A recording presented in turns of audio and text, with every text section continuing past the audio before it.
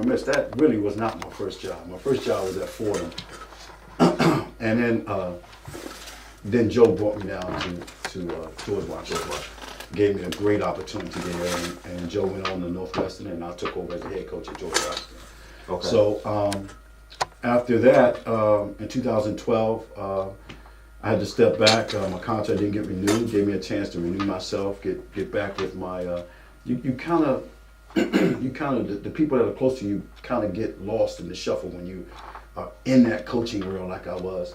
And that was my wife, my beautiful wife, Wendy, who's sitting here with me now. And my kids were kind of, I don't know if you would call it neglected. I don't know if I would say that. That's a harsh word. That sounds harsh coming out. Why you didn't stop me? But anyway, so I had a little time to spend with them, and then my mom got diagnosed with dementia. Oh, okay. So that we were the caretakers, my family, and my brother was assistant from his home, but my mom lived with us. Right. And so she just passed last July, and that gave me an opportunity to get back into the arena that I love. Coach. Wonderful, wonderful. So in your coaching travels, how have you seen sports just act as a bonder of people and a uniter, if you will, of our communities? It's I've been all around the world coaching. I went to Brazil. I had an opportunity to go to Brazil and take a team over to Brazil, and it's funny because the language barrier gets eliminated when you're talking basketball or whatever sport it is, because there's a common thread, and that happens through language barriers. It happens through racial barriers, through religion barriers, through all kind of barriers, through male female barriers, and that's kind of slick. That's the common denominator is the sport. So through those things, I've learned how to work hard. I've learned the value of hard work. I've learned how to be a good winner. I've learned how to be a good loser. I've learned that I like winning better. Absolutely. And I understand that if you don't do the process, then you cripple yourself as it relates to reaching goals and aspirations. So that's the kind of thing that sports does, and the barrier piece is the biggest piece of all to me. So how are you able? You say you've learned those things. How are you able to translate that down to? You talked about coaching on the high school level, and then again with young adults on the college level. How have you been able to translate what you've learned down to these folks? And then, I don't know, had you mentioned that you coach on the ladies' side? I don't think I did. I coach on the best side. The ladies' side? The ladies' side. That's where all the fundamentals are. We're outnumbered here in the studio, so he's repping the ladies tonight. No, I shout out to Riverdale Baptist, Lady Crusaders. Yeah, I do coach on the women's side. I have 5 daughters.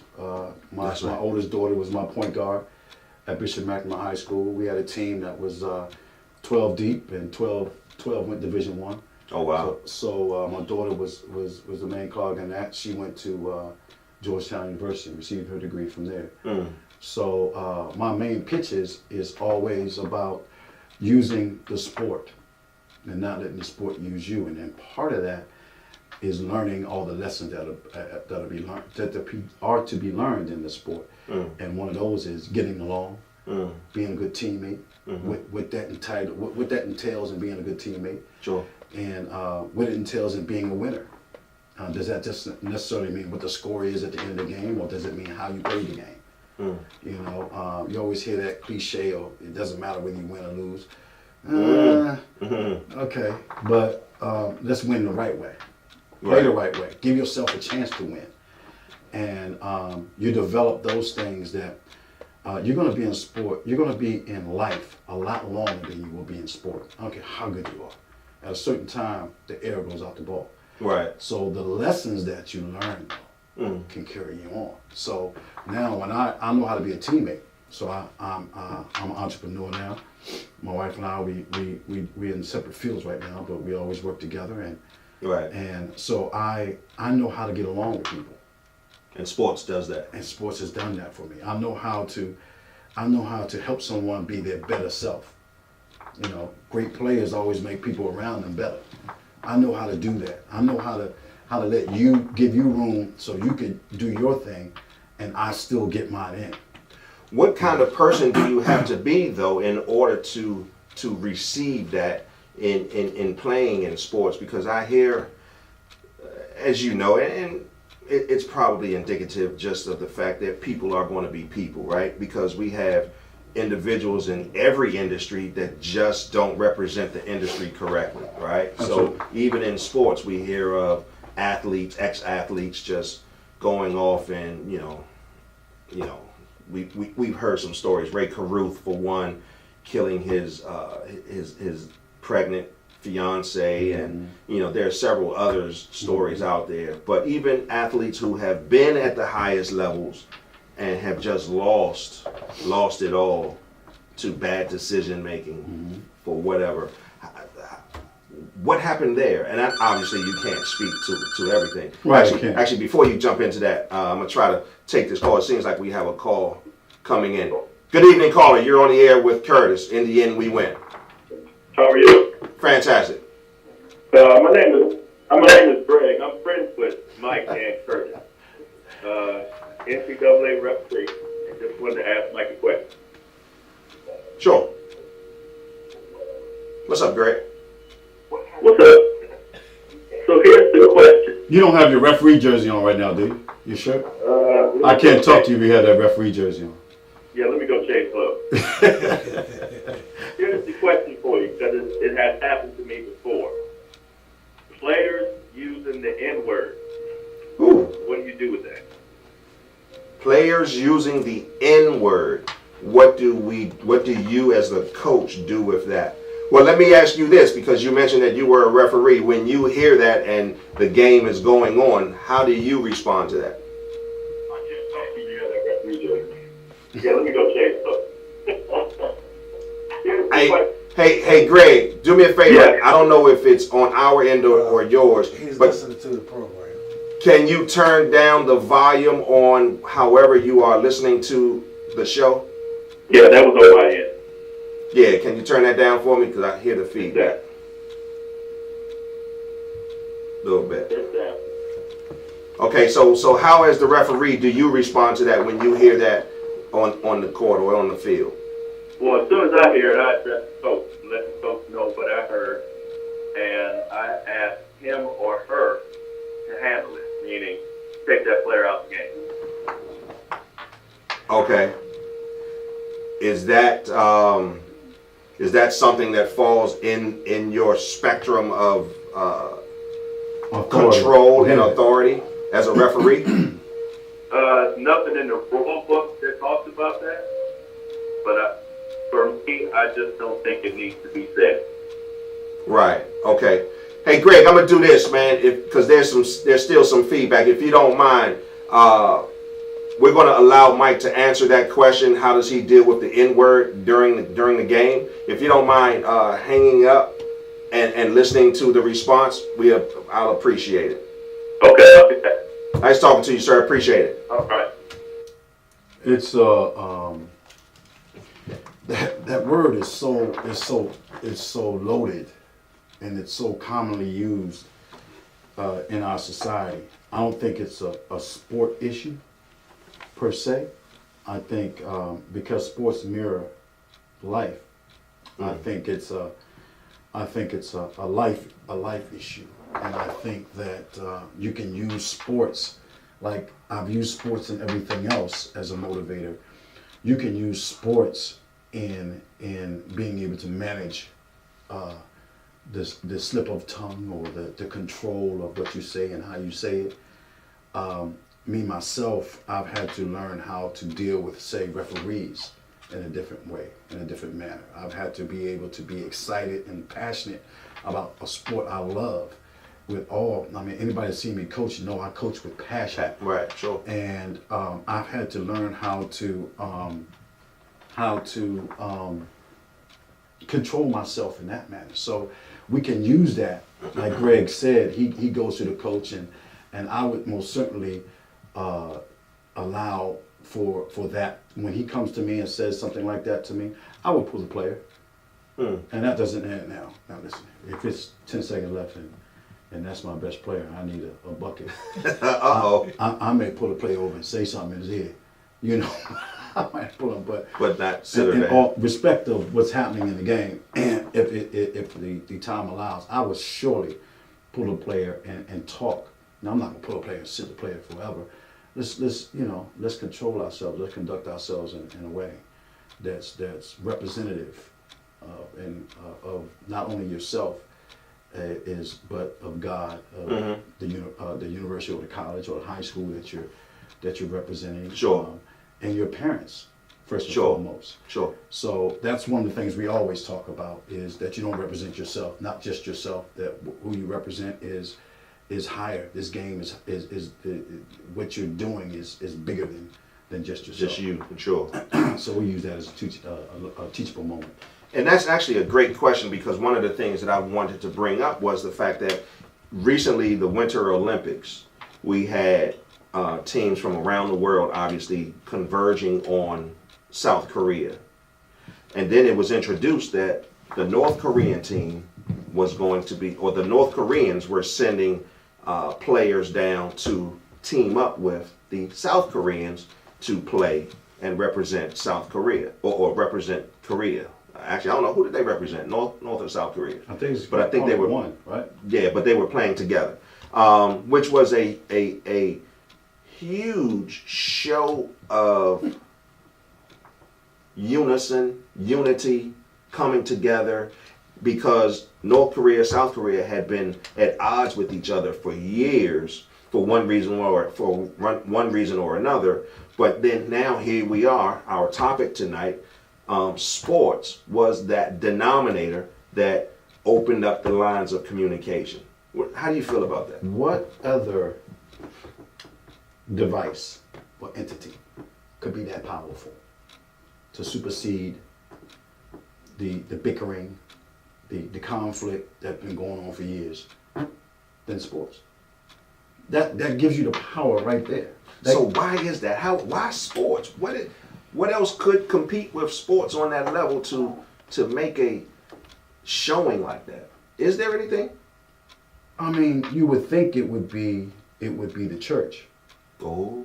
You would think that the church would have that kind of power, but not at Spirit of Faith, but at other churches.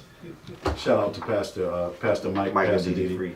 Freeman. But at other churches, they will end Sunday church service early, so you can get to the football game, or you schedule stuff around that. You know, that's just how powerful sports is. Look at some of the most outspoken people and the most powerful people in our communities now, and their athletes. So think about the leadership over there in Korea. Mm-hmm. It meant so much to them to put their most powerful force in the Olympics, and they thought that they could do it better if they united versus stand separate. That's a powerful statement. I wonder if that was just a way for Kim Jong-un to show that he's ready to end all of this nonsense. And that was an opening for him to... So he had to wait to the Olympics? Yeah. You know what it is. You know, pride. Pride, yeah. You know, character flaw. Absolutely.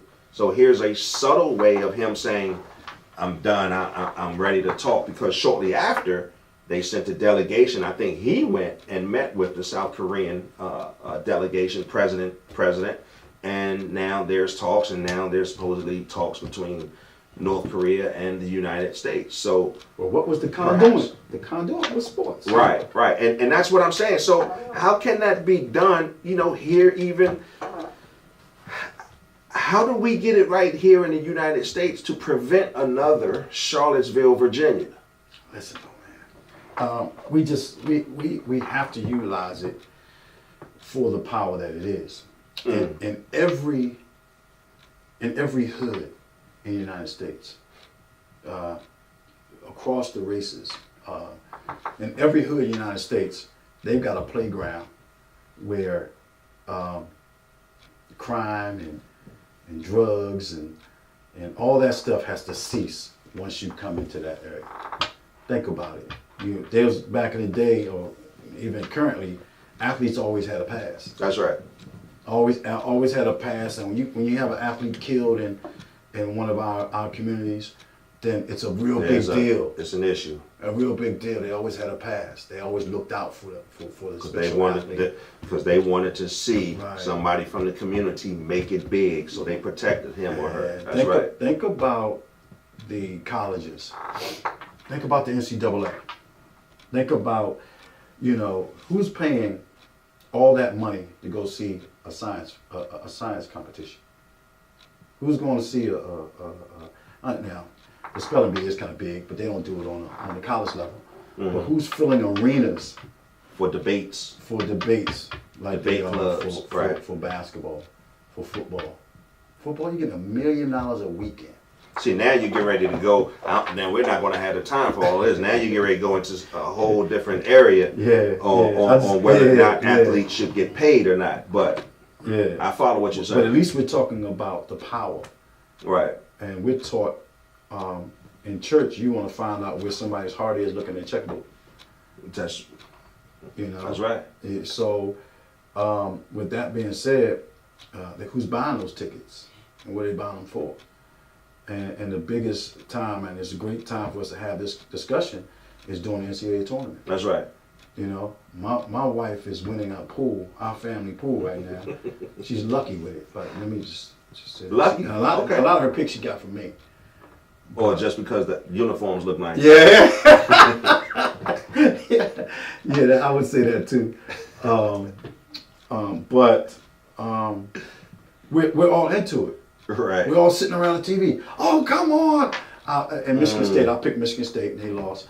And she picked them to win that particular game. She didn't pick them to win the tournament, but we're all sitting around the TV doing that. It brings families together. It brings families together. It brings enemies in North and South Korea. It's sports is it, man. That's awesome. We're going to be taking a break here shortly, and on the other side, I'm going to want you to speak directly to an issue that you had run into where there was a player in particular that was a bit different. Yes. Right? So I want you to speak to that. But before we do that, how is your bracket, by the way? Well, I guess you've already put it out there because you had Michigan State. What do you think? Yeah, I've had some options to still have at least two of the final. I had Arizona get into the Final Four as well. Okay. And they kind of crushed me. But Michigan State lost last night. I hate going against Syracuse because that zone, you don't have enough time to figure it out. But I'm what am I? Third place? Second place? When? I'm in third place, second place? He's in last. So what do you think of? What do you think of? How do you think of the college basketball today and where it is today, with your experience? Wow. And what you hear in the news and what's going on, because there's a lot going on. It's a tough job. As a coach or as a player? Tough job as a coach. Okay. I believe in part it's tough because, you're going to put me out there, huh? In part I believe it's tough because of how our kids are. I think it's tough on because just of like how our parents are. And I don't know about the expectations coming from them. I don't know if they're confident in what they've instilled in their kids. So now I don't have to control everything from the sideline. I don't know if they have enough faith that, let your kid go through some things. I always talk about, I sound like my parents, I'll say that. I always talk about the caterpillar, the transition into a butterfly. and that caterpillar is in that cocoon, and it's a violent transition, a violent transition. So as a parent, we would want to come over and open up that cocoon when we see that, Sure. to let to assist and let that butterfly out. But when you do that, the butterfly falls to the ground and dies. Why? Because this power and the strength that it needed to bust out a cocoon is exactly what it needed to fly.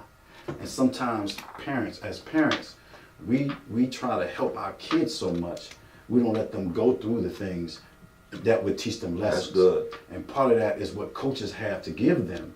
And sometimes it's tough love. And sometimes you don't get to play all the minutes you want to because you don't never know what happened at practice and the lead up to that. But sometimes parents won't let coaches teach those lessons.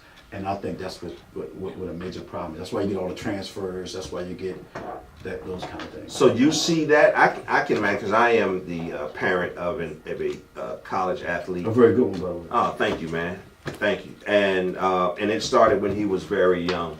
And do you see parents getting that involved even on the college level? Yeah. Really? Absolutely. You got, especially on the men's side, you have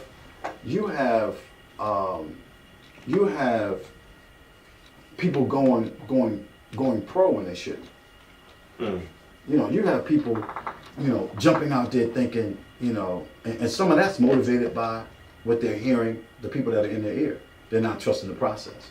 And some of that is from parenting, some of it from their little entourages on the side. Not so much in women's basketball because the dollar is not is pulling to women. Not as lucrative in women's sports as it is in America anyway. Right.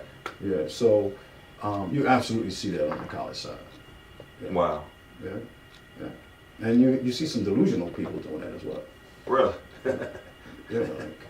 That's why you got all those kids that, all they see is the people getting drafted. How many teams are so there? So is it in essence, are they chasing money or are they just chasing this idea that their kid can be a superstar or it's almost like a lottery ticket. So because the money is so big and it's the parents are pimping the kids, huh? Oh wow. You the host. I can't say that. Man, it is. I would, yeah, I would. But I mean, when we're off air, I would say that. Right. He vouched for it, ladies and gentlemen. And that's interesting because I've seen it even on the AAU level, where we try to be as committed to the one team as long as the coaches were of a certain character and of a certain wherewithal as it pertained to the coaching aspect, right? But then, we saw other players who would go from team to team to team to team to team. And I think a lot of that is because parents hear, just as you said, hear that this team is supposed to be the best. So let me take my son over here to try out with them, thinking that that's going to give them an edge up, when in actuality, your son can go over there and still ride the bench and not get any playing time at all. I think, I don't want to just make it sound like I'm just blaming it all on the parents, because there is a responsibility for coaching. Like you said, as long as the coach is studying and putting the kids first and making sure the kids fundamentally are growing, are learning the game, are learning the values of the game and all the lessons that come with the game. There's a responsibility for coaches to do that as well. There's a lot of times that a coach can get kids to do things that their parents can't.